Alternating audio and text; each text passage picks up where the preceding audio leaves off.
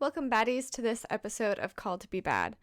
Today's episode is co-hosted with Dr. Malinda E, who you may recognize from an episode of Called to Be Bad named Toxic Secrets. Dr. Malinda and I had the privilege of hearing Reverend Dr. Wil Gafney speak on her prolific work in the world of Bible translation using gender-expansive language.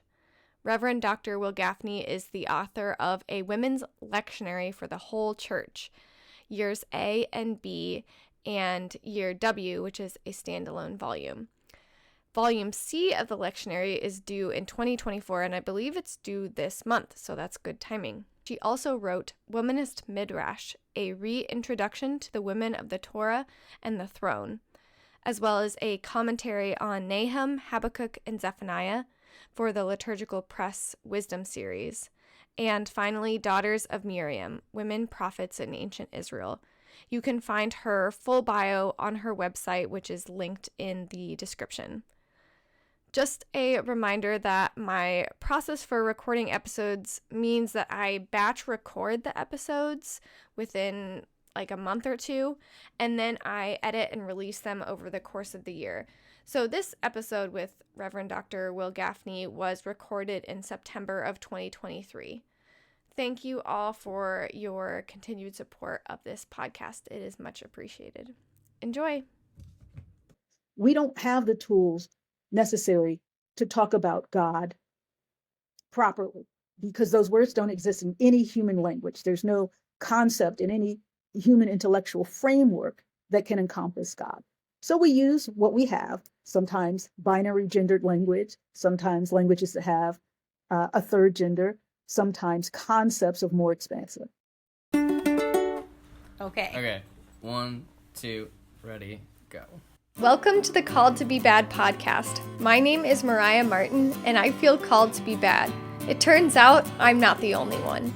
Join us as we dig into all things bad, scandalous, deviant, you know, the stuff that makes good church folks squirm in the sanctuary. Why? Well, because sometimes the scandalous is spiritual, deviant is divine, and bad is beautiful. Say yes to the call, and let's see what holy trouble we get into today. Welcome, Dr. Wil Gafney, to Called to Be Bad.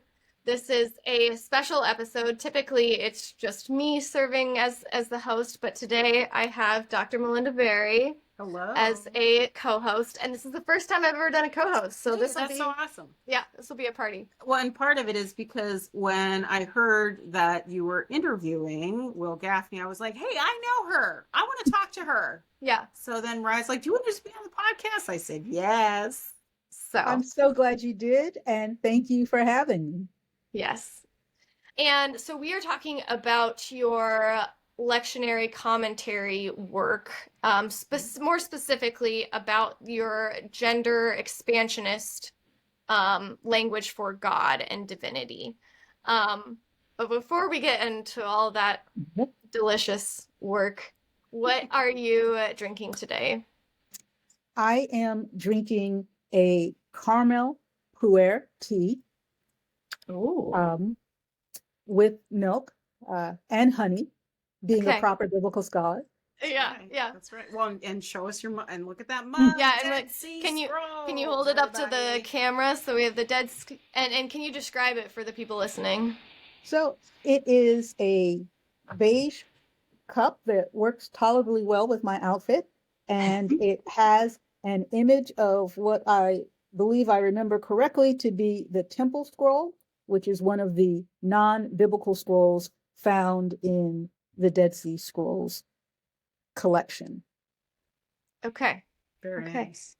And Malinda, can you introduce yourself and also your mug and drink? And yes, so I'm Malinda, and I've been on this podcast. So it's awesome to be a host, and I am drinking out of a mug that was presented to me on the 5-year anniversary of my my role on the teaching faculty at Anabaptist Mennonite Biblical Seminary. And I am drinking vanilla rooibos, which rooibos is like red bush tea. Oh, yes. That's one of my favorites as well. I mean, seeing as it was my tea that I, of course I have it. And I have a mug that my friend Elizabeth Thurstein gave me. Thanks, Elizabeth. And it has nothing to do with our topic today. I just don't think I've used it on the podcast. And it is a lovely little lizard type clay lizard on there and a dragonfly. And yeah, it's great. It's very heavy. And I have decaf coffee. Okay, so as usual on the podcast, we begin with definitions because I believe in having a shared language for the podcast. It doesn't have to be dictionary definitions, just how you use these certain words. So, and it may seem obvious, but how do you define like a women's lectionary and your commentary series? And we can also get into how the distinctions of how you use gendered language for God. Sure. So the project, a women's lectionary for the whole church, is a lectionary, and a lectionary is a calendar of biblical texts. Many people may be familiar with the Sunday lectionaries that line up the texts that will be preached in Catholicism, in Orthodoxy, in the Anglican Communion, in Presbyterian churches, in Methodist churches, some American Baptist churches. The majority of Christians on the planet receive their biblical texts on Sunday through a lectionary. There are also lectionaries for praying the days and hours of the week in Anglican and Episcopal tradition, as well as in Roman and Orthodox traditions. So it's a calendar of biblical texts.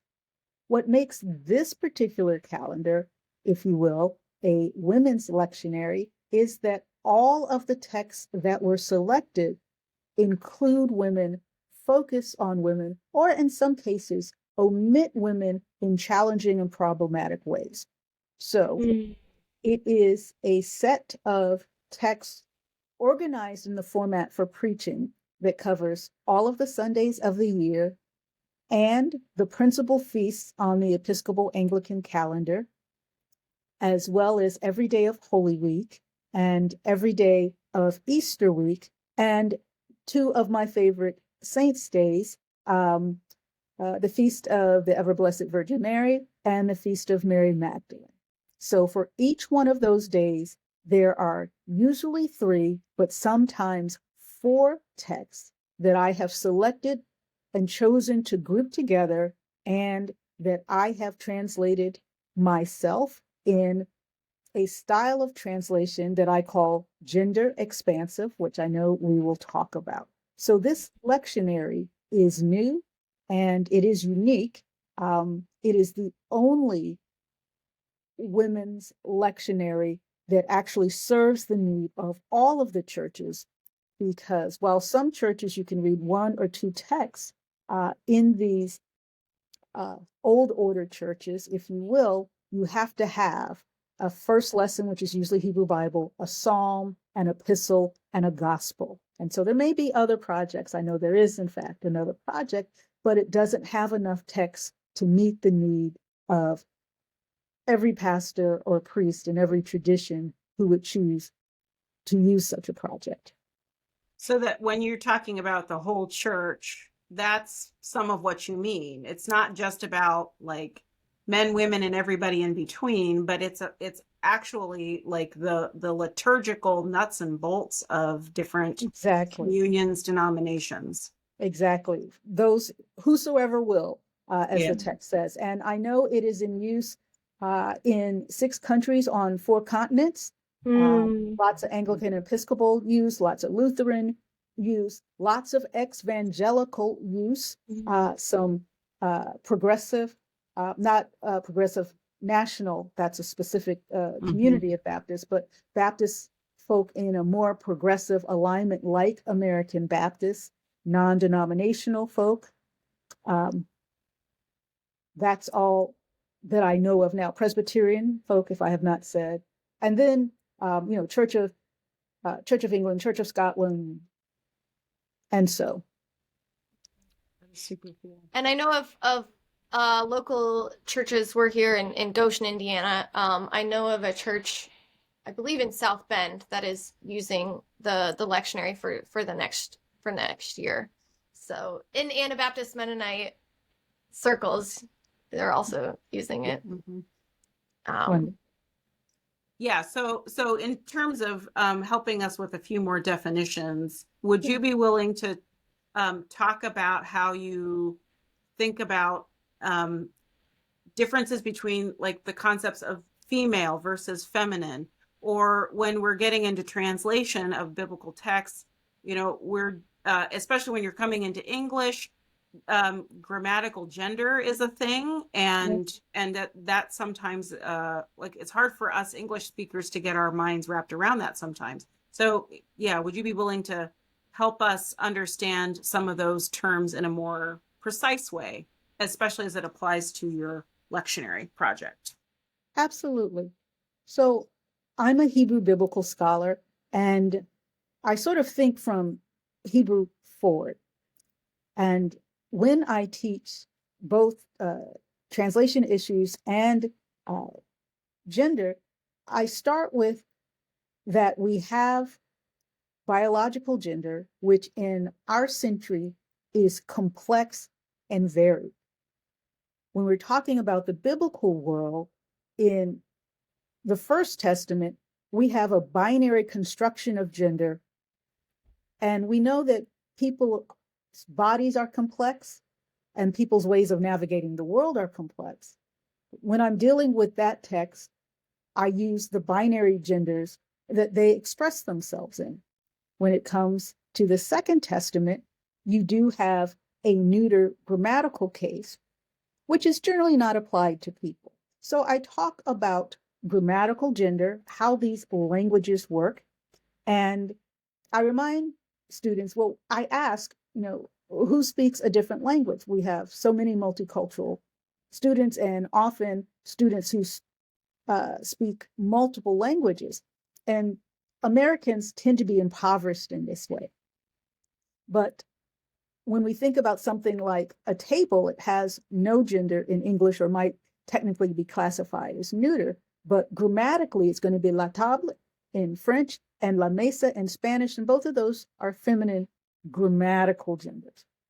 When we talk about animal kind, those are biological genders, and I use those genders rather than human genders because they're not quite as complexified as human gender is at the present moment. So when the grammatical gender of a cow is feminine, then it means a female milk-producing cow. When it is masculine, it means a male cow. And when it comes to things like horses, donkeys, and mules, it may actually mean a male animal that has been neutered, right? So that's how biological gender works, and that's how it intersects with grammatical gender. When it comes to people, the terms woman and man are human terms. So there are songs and perhaps a book, and sometimes students will say, I believe God is a woman. So, well, God is not a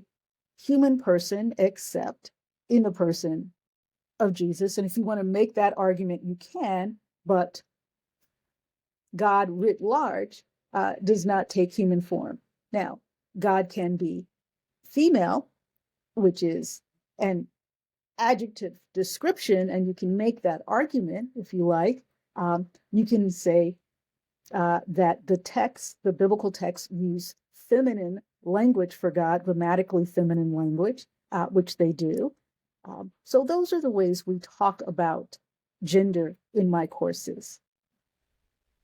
Well, and then just one other kind of note here is that, and I know that this is part of your translation and interpretive framework, it's so easy for us to make assumptions that, like, the image of God as a warrior is only masculine or male, or God as a shepherd is only masculine or male. When there are like Zipporah was a shepherd. Sure. Right. So her 6 sisters were shepherds, and right. Rachel was a shepherd, and the woman in the Song of Songs is a shepherd, and Deborah was a warrior. Right. So yes, so those images are more more complex. Right. Right. Yeah, that's really helpful. I hadn't made that kind of shepherd gender connection.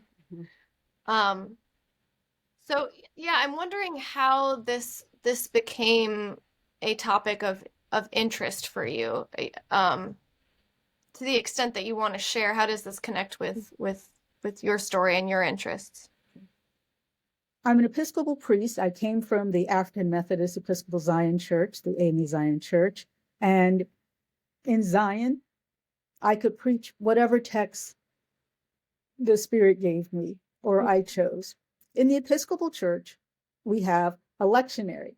In the Episcopal Church, I could and sometimes do preach a Spirit-led text, but I start that search by discerning in the texts that are appointed for the day that the church, the larger community, is reading. And I became dissatisfied. My earlier book, Womanist Midrash, came about as I reckoned with the notion that there are about 111 named women in just the Hebrew Bible whom we don't hear about. And I said at some point, hey, that's enough for every Sunday in the year. So that was in the back of my mind. And then there is a very particular day, I want to say it was October 17th. The tweet is archived somewhere, where I was on social media whining and said, I wish somebody would create a lectionary that focused on women, because the texts for this week are horrible. I don't want to preach any of them. And everyone and their mother got in my social feeds and said, you do it, Dr. Gafney, you do it. I was trying to put together a grant for funding for a sabbatical that was coming up. And I was clearly not invested in my original proposal because I just couldn't get it out. The words didn't make sense. I didn't like it. And then I started scribbling, what would a women's lectionary look like? And that night I wrote the entire proposal, and I am very grateful to have received the Louisville Institute research grant for scholars, which gave me the full year in 2019, which mercifully was before we were aware of the emergence of COVID. So I had a full year to do this writing, to also travel and talk with congregations, clergy, seminarians, lay folk, lectors. Lectors are the people who read scriptures in some of our churches, and try out some language and discuss the concept. And then, of course, in 2020, I had a full year locked in my house to work on the project. That's why you got 2 volumes in 2021. So broadly, that is what happened. Wow. It's amazing what all can start on social media. That's right. Yeah. Yeah, really which is it's helpful because I tend to like be social media, like where can I hide? But it's true. This is a very redemptive story, right? Like that kind of crowdsourcing encouragement, which then also like creates an audience of people waiting for this. I love that kind of the responsiveness that this project represents too. Yeah. Well, okay, so let's get into this gender expansive stuff as it's part of your lectionary, because again, as we've already established, as you've made the selections, you have done the translations of the text yourself, which I mean, all of them. Like, okay, so let's just break that down. 1,500 pages and counting. See, and that like and all of the languages you need to know, and I mean that this is a work of intellectual feat and big-heartedness. I mean, let's just like let's not lose sight of that.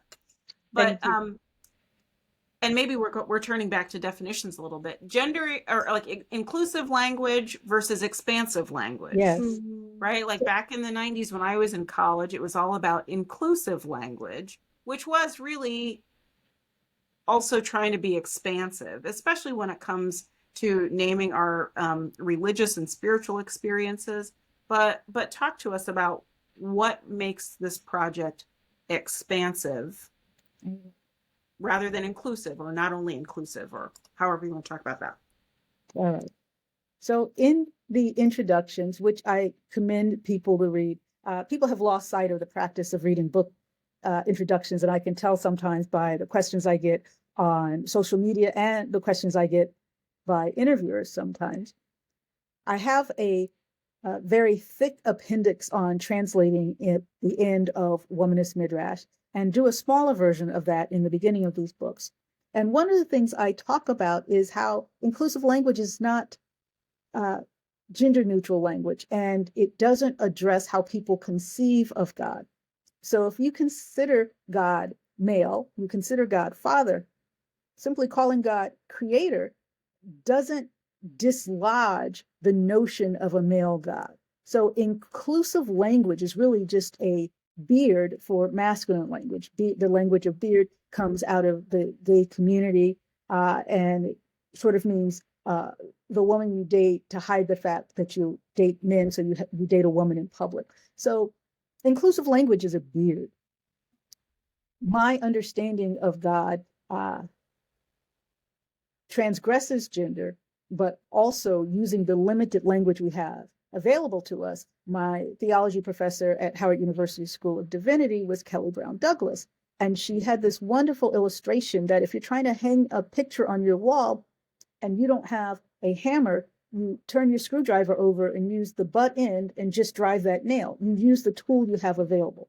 We don't have the tools necessary to talk about God properly, because those words don't exist in any human language. There's no concept in any human intellectual framework that can encompass God. So we use what we have, sometimes binary gendered language, sometimes languages that have a third gender, sometimes concepts of more expansive. So I began this work really in Daughters of Miriam, which is a study of female prophets in ancient Israel and the ancient Afro-Asiatic world. And the premise is that when you see the word prophets plural in English, translated from the Hebrew word nevi'im, that is an inclusive plural and not a masculine plural, the way many of us were taught the language. And so the example is, if you have a really old English Bible, it might say the sons of Israel. Well, when the sons of Israel left Egypt, they didn't leave the daughters behind. And while that is one technically correct translation, it's the most narrow. Other Bibles will say the Israelites or the children of Israel, and those are all correct.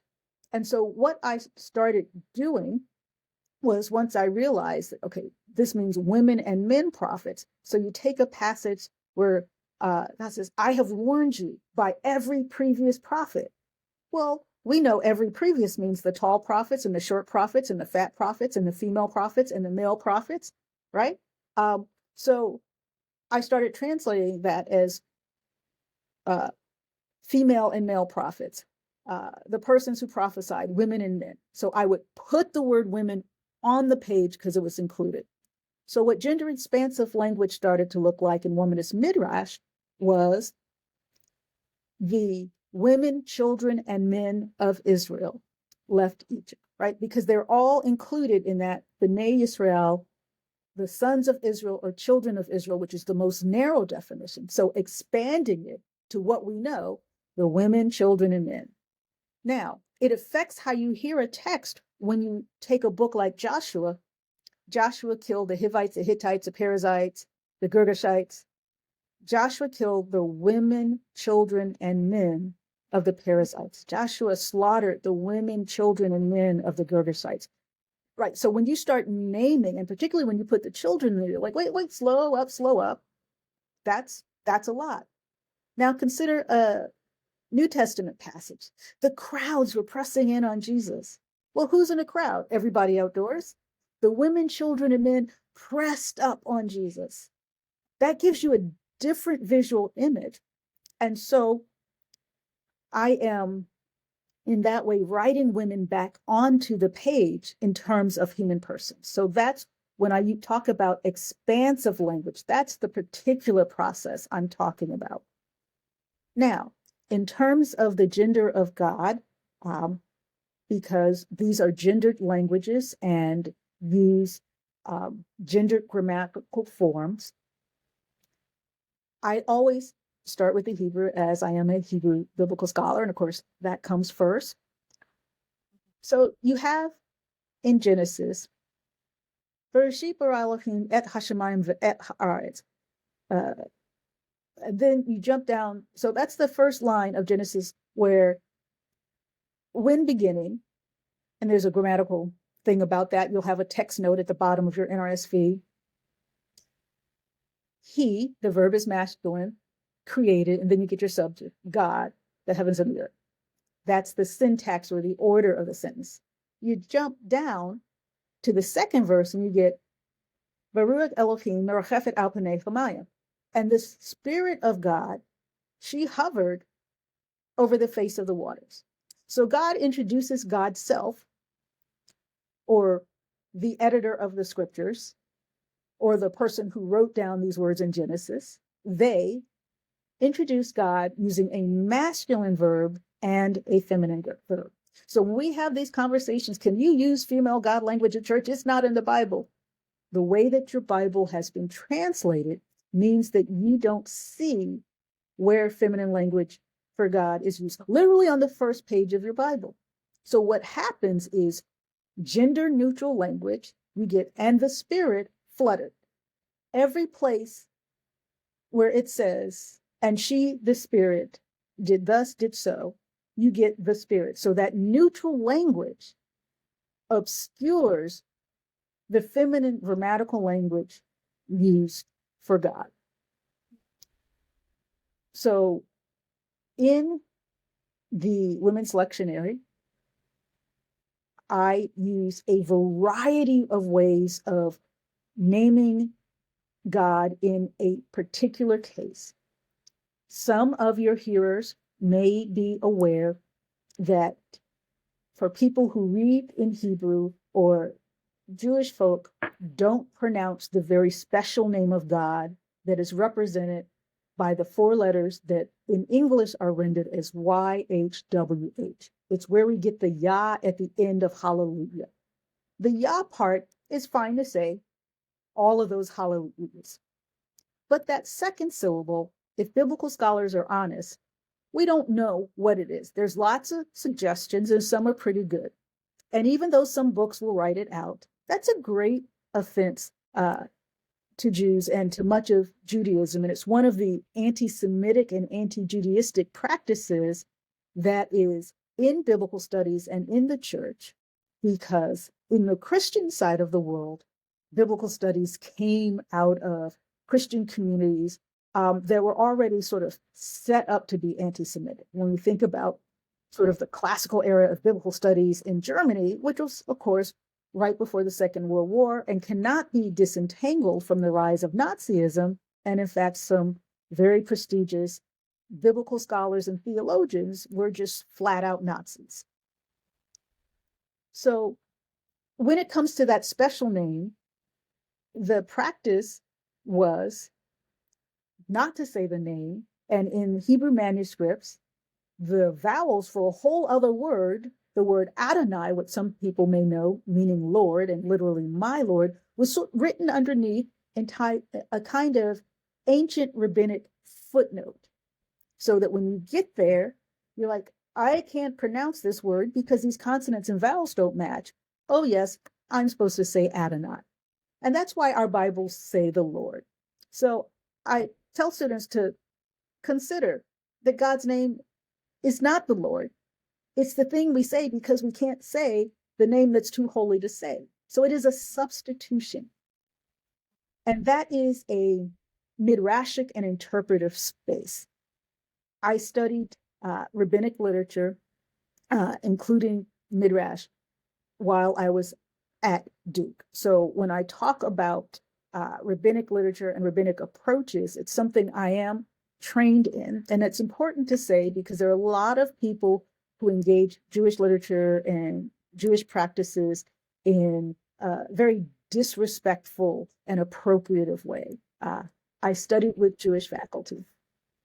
So In the rabbinic movement of Judaism, which is a very progressive movement, where I have friends and family, and where I was privileged to co-teach, and where I joined the community on Shabbat.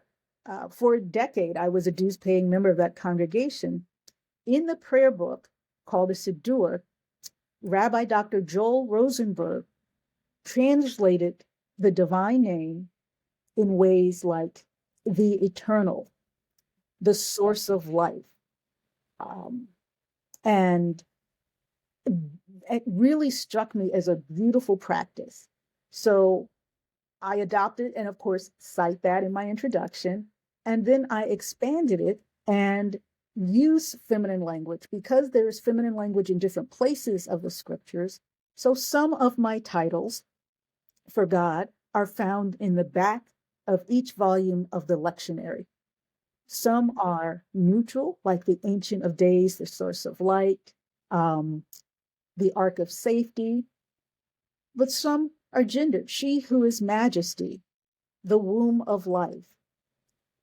So the project uses feminine and neutral God language. In the New Testament, I use Abba for father, and I use as little masculine language as possible for the deity. So Savior, Redeemer. Why worry about what you will eat and what you will wear? Your heavenly provider knows what you need. That's how I translated that passage. So the language for humanity and the language for divinity is expansive. And there's one other feature of this lectionary. That is because so many people pray the Psalms as an individual religious practice. And we have not, as church writ large, had the experience of hearing God in primarily feminine terms. I made the decision that whenever gender was explicit in the psalm, that I would use the feminine pronoun for God consistently, even though that went against the text. And so I explained that to the reader. One thing feminist and womanist, liberationist and queer scholars do regularly is to say in our work who we are and what we're doing and why we're doing, so our readers can be informed. And then I offer the readers options for how to use it, right? So you can just switch your whole congregation and use all of these texts for your preaching ministry or use them for your Bible study. Or if you use another lectionary and you have a day when the texts aren't quite right, you can jump to mine and know that it is seasonally appropriate in terms of the time of year. A lot of churches, dioceses, and synods, that's the group that Lutherans are in, will use it for a liturgical season like Advent, the 4 weeks before Christmas. So there's lots of ways, or you can use these lessons that focus on women and read them out of the translation of the scriptures that's most appropriate for your congregation if this style of translation is not where your congregation is. So you're saying that the lectionary that you've developed isn't just like, you have to use my translation if you're going to use this lectionary. It's also, sort of just offering people a way of engaging the biblical text that is expansive, right? Yes. It's not just about the language, but it's also about how we incorporate our sacred text into our worshiping life. Yes, it is a project in biblical literacy, going back to those 111 women who have names in the Hebrew Bible. I give people that quiz. And, you get your Sarah, Rachel, Rebecca's, Deborah, and we start trailing off Delilah. But nobody's going to, when I've done it, I've had people get 40, but not 100. So this is introducing preachers, hearers, and readers to a whole new set of biblical stories. And they're complex because women have very complex stories in the scriptures. They're often violent and painful. And so that means we have been hearing scripture that has been curated like a museum exhibit to not look at some of the difficult and scary pieces. So this is full of difficult and scary texts, inviting people. And what I found is that I had a new mother reach out to me and tell me she's reading it to her daughter as she breastfeeds. I found that it's being used in LA County jails and on Rikers Island and at a men's prison in Maryland. I didn't have any notion it would go into those spaces. I've talked about it as a guerrilla lectionary. So I invite people to use it as necessary. It also has that thing biblical scholars do when we talk about, I'm translating it this way because the verb is doing this and the final letter is this. So there is that technical language for people, and there is commentary, not preach it this way, but some preaching prompts. Here are some things to think about. Here's what's happening in the world of the text. Here's how I tie it into this. So it's a large project in that sense. There are people who use it as a commentary and dictionary. They're writing a paper, they're working on some other thing. They go to the index. Does Dr. Gafney have anything on Exodus 3? Okay, I'll use this in my sermon. So it becomes a reference book for some. For some, it is their devotional text. They read and pray it every day of the week. It's a resource for the church. That's why the title is A Women's Lectionary for the Whole Church. Not women, here's some women's story for you, right? It is a resource for the whole church, not just the Anglican Communion, not just the Episcopal Church, but for anybody who chooses. Well, and like one of the things that I'm loving about this, so now, we could blow this thing up into a whole week seminar, let alone like an hour-long podcast. But like back in the day when I was in graduate school, Wil was in graduate school, like there were certain typologies and reading strategies that sort of qualified as feminist approaches to scripture. And what I love about this project is that it kind of crisscrosses, like it borrows from all of those different sort of categories and is harnessing all of those feminist interpretive strategies together. And it's really amazing. Thank right? you. Like I just want to note that. Can I also say something about I'm like stealing your podcast? No, this is why I brought you on. Okay. So Midrash, let's just talk about that a little bit, because I encountered Midrash through theology and the arts. There was a Jewish artist and professor, Joe Milgram, out at Graduate Theological Union. I didn't take any classes from her, but she published a series of workshops that she had developed over decades of teaching called Handmade Midrash. And was clear about how she was sort of offering it in this interfaith, interreligious, ecumenical context for people like me who were really curious about other hermeneutical pathways for relating to the Bible as the scripture of Jews as well as Christians, especially the Hebrew Bible / Old Testament. And so then I did a kind of deeper dive into what Midrash is, and found some other Christians who have also, under guidance and with respect and careful teaching and mentoring, incorporated it into their strategies for reading. And like one of the working definitions that I love to share with students is that the concept of Midrash is based on this understanding from Judaism that it's both the printed words on the page and like the positive and negative space that are both sacred. Black fire on white fire. The Hebrew text is black fire on white fire. And Midrash seeks to expand all the spaces in between, so it is expansive in that way. I'd like to take it back. So that is an illustration that comes from the rabbis. The rabbis are the authoritative figures in rabbinic Judaism, the voices that one would read in the Jewish sacred literature that comes after the Hebrew Bible. So the Mishnah and the Talmud and many other bodies of literature. Most literally and most narrowly, Midrash is interpretation. It is biblical interpretation. It comes from the verb, which in the biblical meaning means to seek. And there's this wonderful passage in Amos, seek God and live. Midrash became a specialized type of Jewish biblical interpretation, and there are rules from the rabbis, and so that is classical rabbinic Midrash.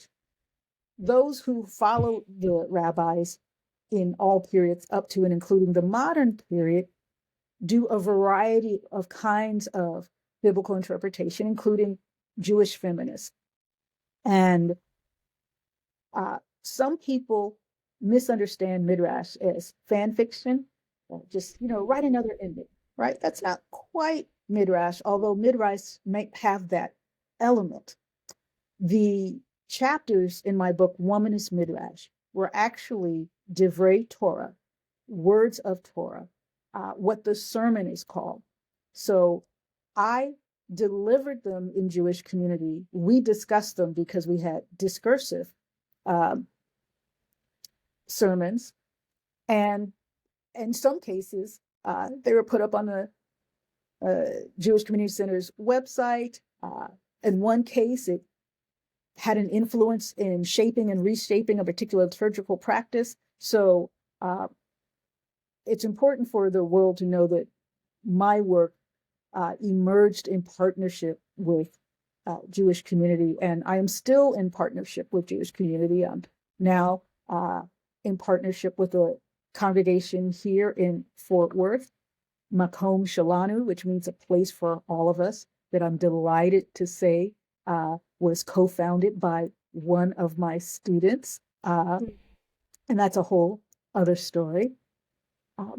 So those are the ways that Midrash can be thought of from the rabbinic period through contemporary work. Go ahead. Well, I was just curious if that Midrash work, does that show up in your lectionary series, or is that more in your other body of work? Yeah. In an other body of work. In the most broad definition, any biblical interpretation is Midrash. But in terms of the type of Midrash I do in Womanist Midrash, where I do help to write stories for characters who aren't speaking or provide names, what looks like telling a different story, that is only in the first volume. Well, that series is actually going to be a 3-volume series. The second volume should come out in the fall. Well, and so Midrash, I think when I was introduced to it, part of what was expansive about it for me, if we can use this word again, is I don't know, it sort of offered me as a Christian an awareness that the hermeneutical strategies, the interpretive strategies that I had been taught, both directly and indirectly, formally and informally, especially in the context of Sunday school, like here's the story that's being presented to you, and here's what it means, and here's how we apply that meaning. It just struck me how earnestly faithful people were trying to be in the community that I came from, but how we were, to use a biblical concept from the New Testament, missing the mark in terms of even like the text's own understanding of itself and how it is to be engaged and what it's meant to do. And it's like a quick example, like I love the like eternal source. Is that what, or one of the phrases that you used as you were filling in that holy name for God? because that's also a way of helping me as a Christian think differently about sort of the God of the Old Testament as the rule maker, and that, again, if we get into kind of anti-Jewish reading and interpretation, this New Testament law versus grace thing, Torah is understood to be nothing but life-giving. Right. And the Christian imagination sees law as a millstone around the neck that Jesus comes and yanks off. So Yeah. I don't know if you have any Sure. comment on So that. let me start by saying what my Hebrew Bible professor said at Howard, that there is law and grace in both testaments. And then when we pull back and say that law is a terrible translation of Torah and it's a terrible translation of nomos in the Greek New Testament, what both of those words actually mean is teaching. And in Hebrew, the verb Torah comes from the verb yara, which means rain. So it is the knowledge or revelation that God rains down on the world. And then we say this, I don't know if it quite qualifies to be a limerick or a riddle. You'll tell me what the grammatical form is, but there's Torah in Torah, but not everything in the Torah is Torah, and not all of the Torah is in the Torah, right?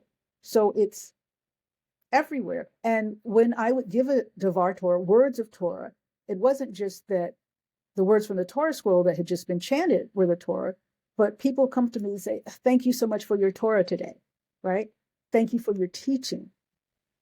But the problem with Christian biblical formation is that it does not rest on and does not make use of critical biblical scholarship. The industry that produces educational materials for churches is very conservative. Progressive scholars who go into Christian education are not making headway in that industry. And biblical scholars are not even part of that industry. So people are being miseducated in Bible from Sunday school up to adult Bible study. They're being whitewashed, all of these,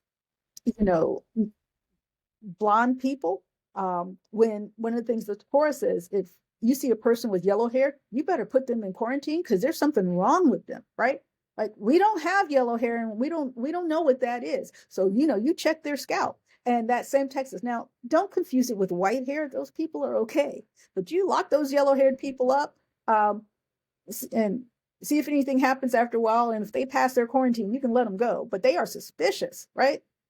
Because we don't do that, right? In modern Hebrew, the word for yellow-haired person is blondini. That's because there was no biblical Hebrew word, right? They had to get a modern word. So, and beyond, and that's visual exegesis, which is something I spend a lot of time on with my students and in some of my work, but not teaching people, that whole discussion that happens in the Black church where I grew up. Oh, I don't tell my folk that. Oh, they can't handle that. Of course they can. And what are you doing to make them ready? So not using what you learned in seminary.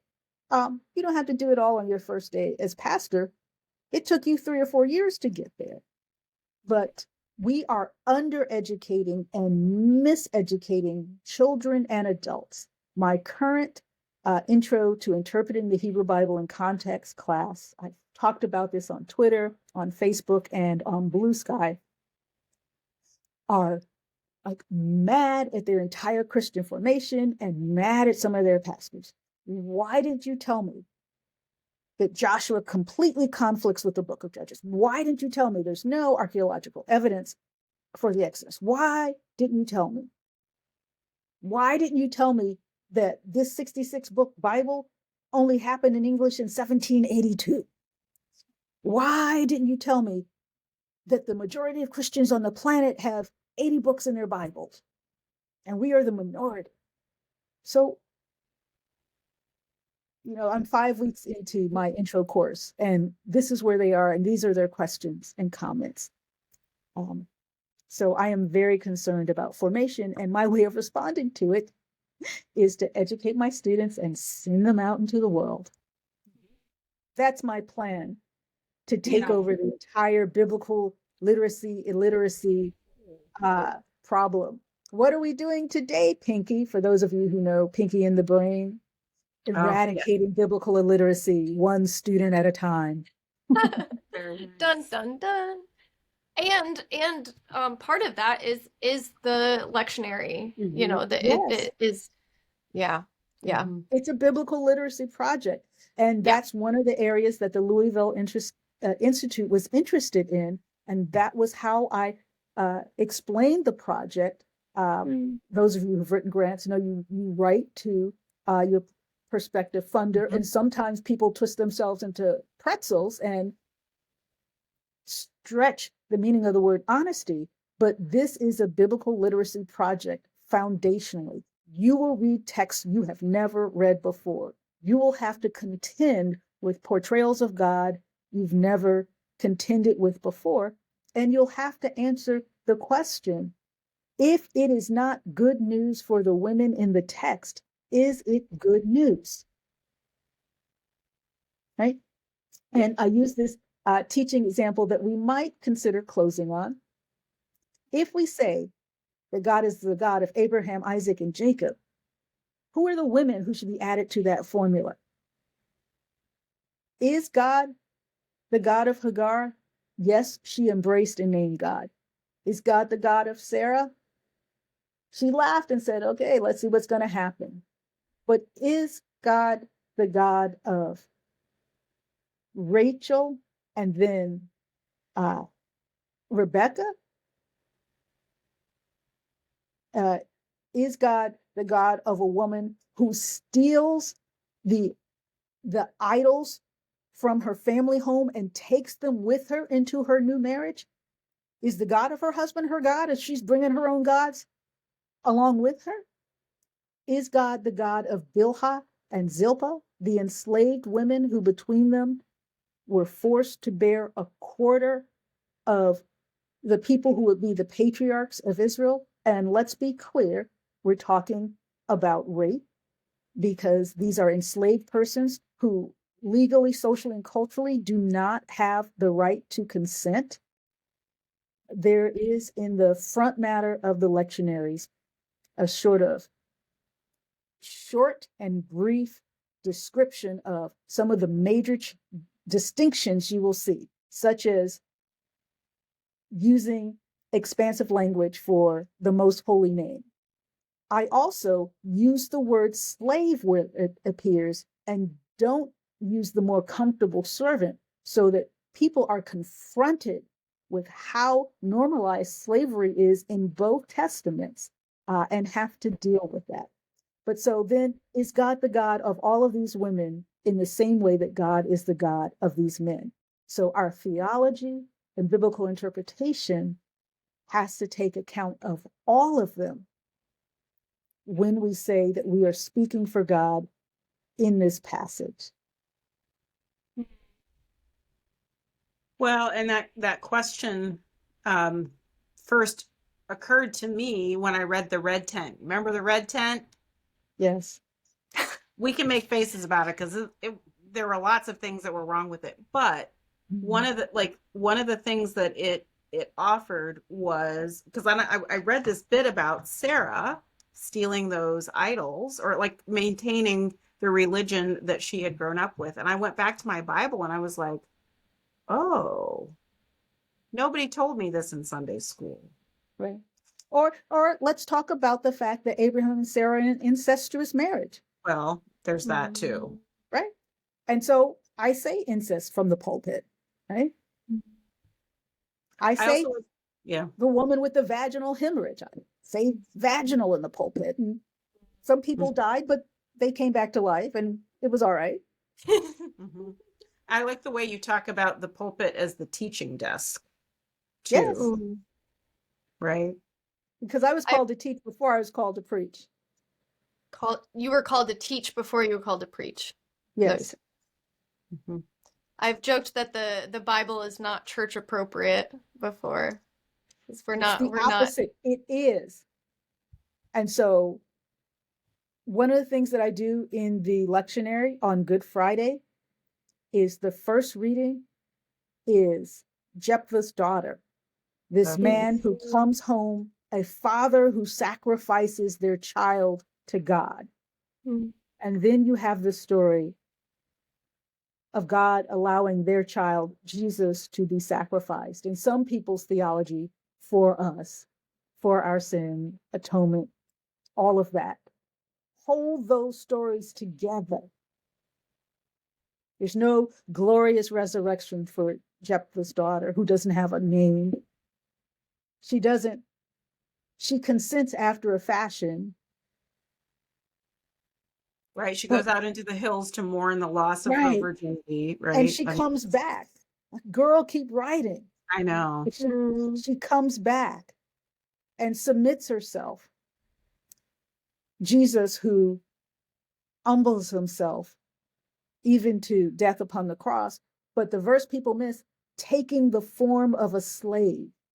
So when I use that epistle, one of the stories I tell when I preach it is I tell the story of Celia, who is the author of the story Celia, a slave. She didn't have a last name, so she just got a description. And that language, Celia, a slave, comes from the docket when she was prosecuted for killing the man who enslaved her and raped her continually.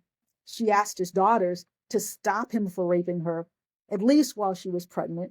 They did not. And when she fought him off and he died, she was executed. And the verdict said she had no right to refuse him, not even in the moment of imminent danger to herself. Now we go back to Jesus taking on the form of a slave, which in his world also meant sexual violence, physical violence, mutilation, being sold off. Jesus did that. Now read that with Jephthah's daughter and preach Good Friday. Yeah. That is what the Women's Lectionary does. Yeah. Thank you so much for diving into your work. Yeah, this gets me excited to dive into your lectionary series, and just like the rich language. Yeah, there's just so much depth to it that is exciting to me as a pastor. And I'm sure your faith development, Christian formation things are tingling. Yeah, I guess my last question for you would be, where can we find your work? Where shall we direct our listeners to your work? The simplest thing is to go to wilgafney.com, WILGAF1FNEY, wilgafney.com. I have links to all my books, but you can find them on Amazon. You can order them into independent bookstores.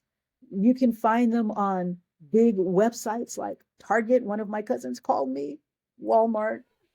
Not going to be on the store shelves, but you can find them wherever you find books in countries in the United States, Canada, Europe, Australia, South Africa. You can find them. Amazing. Yeah. Well, thank you for being on and for taking the time to come on this little fledgling podcast. And yeah, it's been an honor. So thank you. Thank you for having me. Yeah. That's all for this episode of Called to Be Bad. Keep being your bad, beautiful selves, and I will see you next time.